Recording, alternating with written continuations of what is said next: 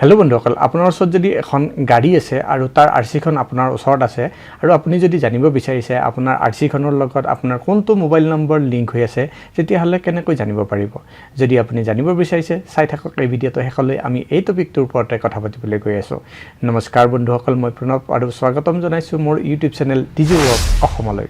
বন্ধুসকল, প্ৰথমতে আমি পৰিবহন.gov.in ৱেবছাইটটোত গুচি যাম আৰু আগৰ প্ৰচেছখিনি ষ্টেপ বাই ষ্টেপ দেখুৱাম। বন্ধুসকল, আপোনালোকে দেখা পাইছে আমি গুগলত আহি গৈছোঁ আৰু ইয়াত এটা ৱেবছাইট চাৰ্চ কৰিম পৰিবহন.gov.in আৰু এইটো ইয়াত লিখি চাৰ্চ কৰি দিম। চাৰ্চ কৰাৰ লগে লগে কিছুমান চাৰ্চ ৰিজাল্ট ইয়াত দেখা পাব। ইয়াতে প্ৰথমটো চাৰ্চ ৰিজাল্টে হোম পৰিবহন সেৱা ministry of road and transport এইটোৰ ওপৰত ক্লিক কৰি দিওঁ। সেইটোৰ ওপৰত ক্লিক কৰি দিয়াৰ লগে লগে পৰিবহন সেৱাৰ যিটো ৱেবছাইট আছে সেই ৱেবছাইটৰ হোম পেজত আমি আহি যাম। ইয়াত আপুনি এটা অপশ্যন পাব অনলাইন ছাৰ্ভিচেছ, তাৰ ওপৰত কাৰ্চৰটো ৰাখক। তাৰ ওপৰত কাৰ্চৰটো ৰখাৰ লগে লগে এখন লম্বা লিষ্ট আপুনি পাব।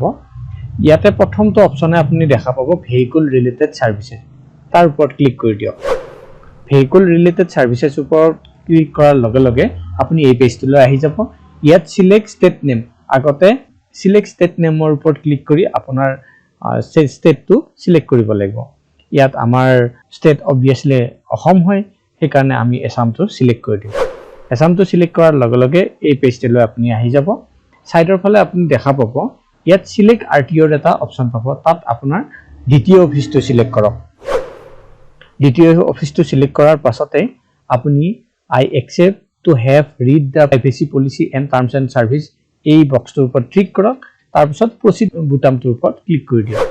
প্ৰচিড বুটামটোৰ ওপৰত ক্লিক কৰি দিয়াৰ লগে লগে এটা পপ আপ উইণ্ড' ইয়াত খোল খাব। সেই পপ আপ উইণ্ড'টোত এটা প্ৰচিড বটন পাব, সেইটোৰ ওপৰত ক্লিক কৰি দিয়ক। প্ৰচিডৰ ওপৰত ক্লিক কৰাৰ পাছতে আপুনি ছাৰ্ভিচেছৰ আণ্ডাৰত আহি যাব। ইয়াত আপোনাৰ বহুতকেইটা অপশ্যন আকৌ পাব। তাৰ ভিতৰত RC পাৰ্টিকুলাৰ্ছ এটা অপশ্যন পাব, তাৰ ওপৰত ক্লিক কৰি দিয়ক।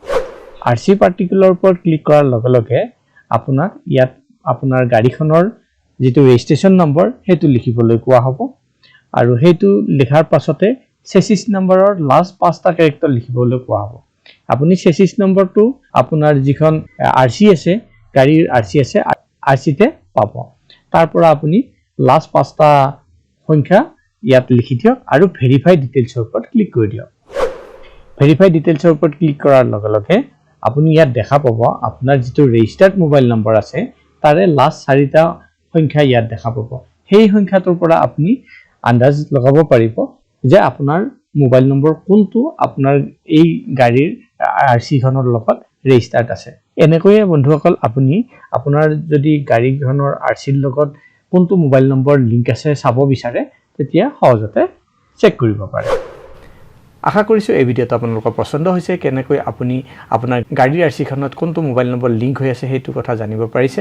যদি এই ভিডিঅ'টো পচন্দ হৈছে, ভিডিঅ'টো কৰক লাইক আৰু চেনেলটো ছাবস্ক্ৰাইব কৰিবলৈ নাপাহৰিব। পুনৰ লগ পাম আন এটা ভিডিঅ'ত। তেতিয়ালৈ বন্ধুসকল নমস্কাৰ।